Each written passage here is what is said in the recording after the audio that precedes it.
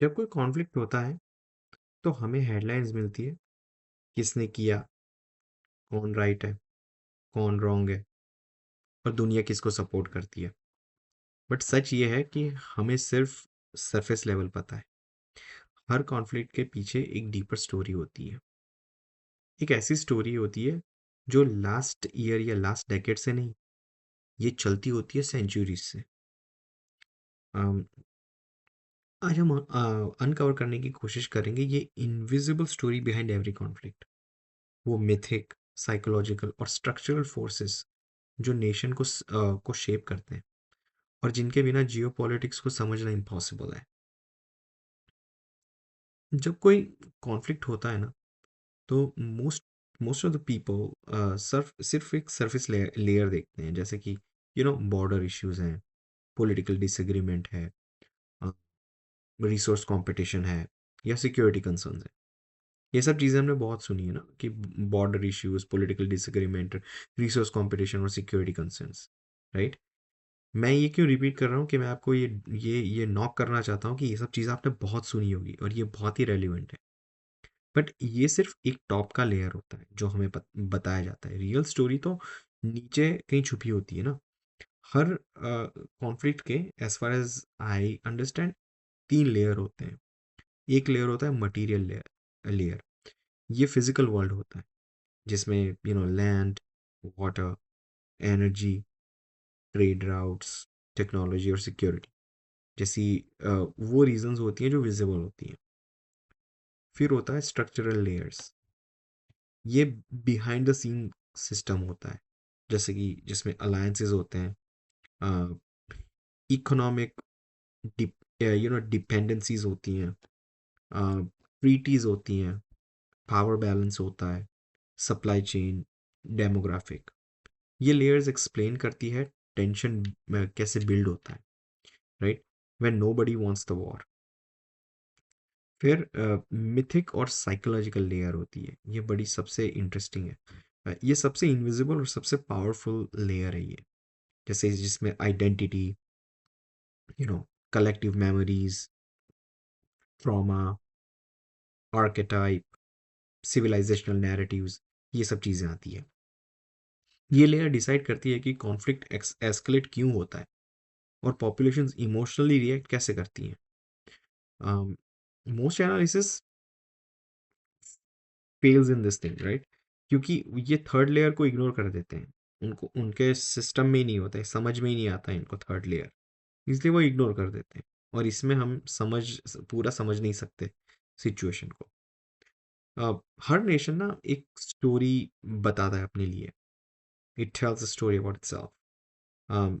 जैसे कि स्टोरी में हम कौन है, हमारी हिस्ट्री क्या है, हमारे एनिमीज कौन है, हम क्या डिजर्व करते हैं, हम हमारी डेस्टिनी क्या है, थिंग्स लाइक दैट। ये स्टोरीज रैंडम नहीं होती।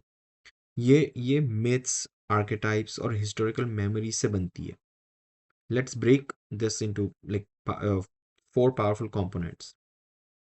पहला होता है द फाउंडिंग मिथ। हर नेशन एक एक फाउंडिंग मोमेंट होता है हर नेशन का, प्रीटी मच।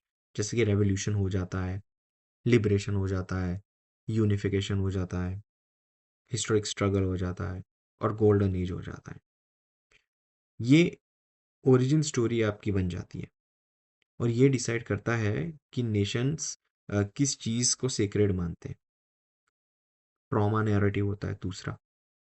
हर नेशन के पास अपना ट्रॉमा नैरेटिव होता है, अपना ट्रॉमा होता है, राइट। जैसे इन्वेजन्स, कॉलोनाइजेशन, राइट, ये अपना ट्रॉमा, ये इंडिया का इन्वेजन्स, कॉलोनाइजेशन। फिर civil war, genocide, economic collapse, right. ये कलेक्टिव स्कार्स बन जाते हैं और ये शेप करते हैं अपने फियर, सस्पेशन, डिफेंसिव बिहेवियर और हाइपर विजिलेंटिज्म, और sorry hyper vigilance.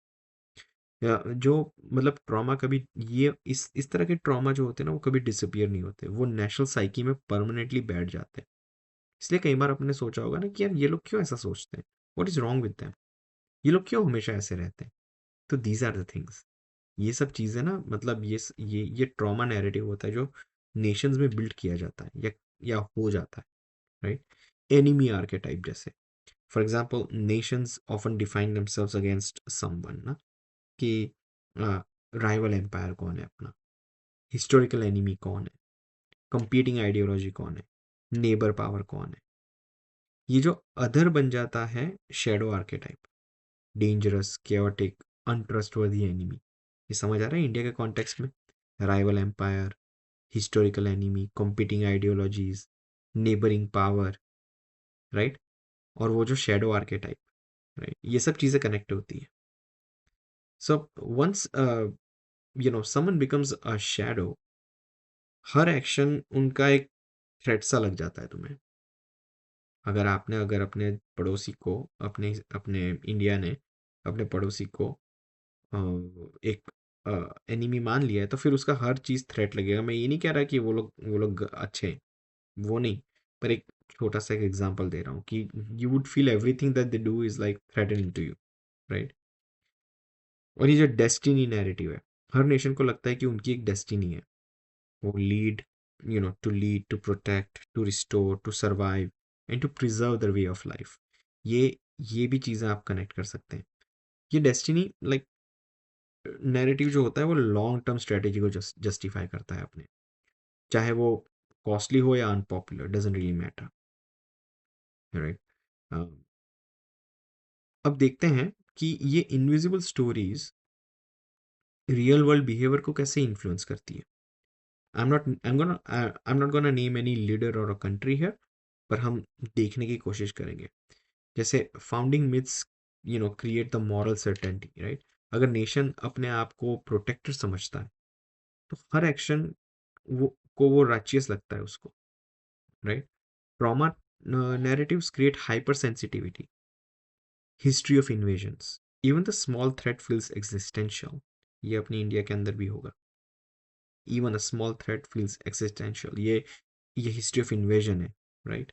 Trauma narrative, अब भारत का trauma narrative, enemy archetype creates escalation, shadow shadow बन चुका राइवल, राइट?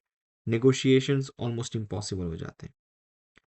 डेस्टिनी नैरेटिव्स जो होते हैं वो लॉन्ग टर्म साइकिल्स क्रिएट करते हैं। जैसे अपना सिविलाइजेशन मिशन क्या है, आप पॉलिसीज जो होती है वो इनएविटेबल लगती है इसमें कि भाई ये तो होना ही है, ये तो करना ही पड़ेगा, ये नहीं होगा तो नहीं चलेगा, चाहे मतलब उन्हें दूसरे एग्रेसिव समझे या नहीं, डजेंट मैटर।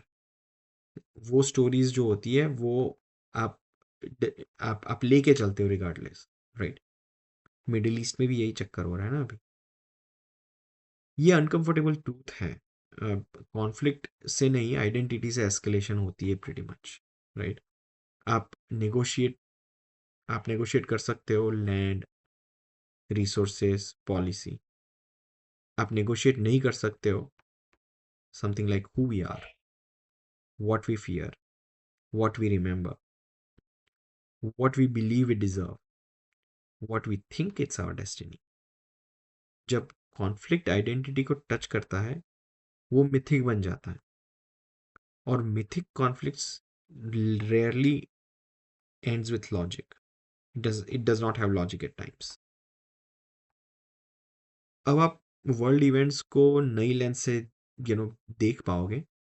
मैं ये जो चीज़ें समझाने की कोशिश कर रहा हूँ, ये बहुत ही कंफ्यूज, मतलब नॉट कंफ्यूजिंग, पर ये बहुत ही डीप और बहुत ही वास्ट टॉपिक है। इसके लिए तो कई लोगों को सालों साल लग जाते हैं समझने को। तो मैं सब चीज़ों को एक छोटे से वीडियो में आपको बताने का कोशिश कर रहा हूँ कि रियलिटीज़ जो होती है उसके डिफरेंट डायमेंशंस होते हैं, डिफरेंट लेयर्स होते हैं। हम सबसे छोटी लेयर में, हम एक बेसिक फिजिकल लेयर में, हमारे से ऊपर जो डायमेंशंस है और रियलिटीज़ है वो सब डिसाइड करती है, वहाँ सब होता है। हम सिर्फ मोहरे हैं। हमें ऐसा लगता है कि हम सब कुछ कर रहे हैं, हम कुछ भी नहीं कर रहे हैं। सो यू नो हर जगह पे आपको ये पैटर्न्स जो मैं कह रहा हूँ वो मिलेगा। जैसे फाउंडिंग मिथ हो गया, एक ट्रॉमा नैरेटिव हो गया, आर एनिमी आर्केटाइप तुम्हारा दुश्मन हो गया, डेस्टिनी हमारी हमारी क्या कहते हैं, नसीब, हमारा डेस्टिनी क्या है वो हो गया। ये 4 एलिमेंट्स मिलकर बनते हैं mythic engine of geopolitics. Once you see it you can unsee it. Now what's coming next, आगे के एपिसोड में हम क्या देखने वाले हैं? एपिसोड 3 में हम और डीप जाएंगे ये सब चीज़ों में। We will explore higher dimensions, not sci-fi, science fiction नहीं, हायर डायमेंशन एक रियलिटी है, उसको हम एक्सप्लोर करने की कोशिश करेंगे और ये कैसे कनेक्ट करता है इन दिस पर्टिकुलर टाइम, ये भी हम कोशिश करेंगे।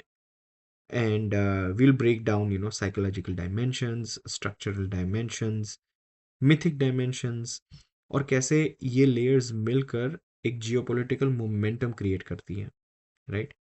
और जैसे आपको पता है कि जैसे एपिसोड 1 में हमने आर्केटाइप दिखाया, एपिसोड 2 में अभी इनविजिबल स्टोरी जो है वो रिवील करने की कोशिश की, और एपिसोड 3 में मैं सोच रहा हूँ कि हम ना आर्केटाइप्स के ऊपर ज़्यादा बात करेंगे और ये जानने की कोशिश करेंगे कि ये क्या है आर्केटाइप्स, राइट? एनीवे, अगर आपको ये पर्सपेक्टिव वैल्यूबल लगा है तो please stay tune and subscribe and watch episode 3, and let's see how and how far this actually goes. Okay, thank you very much.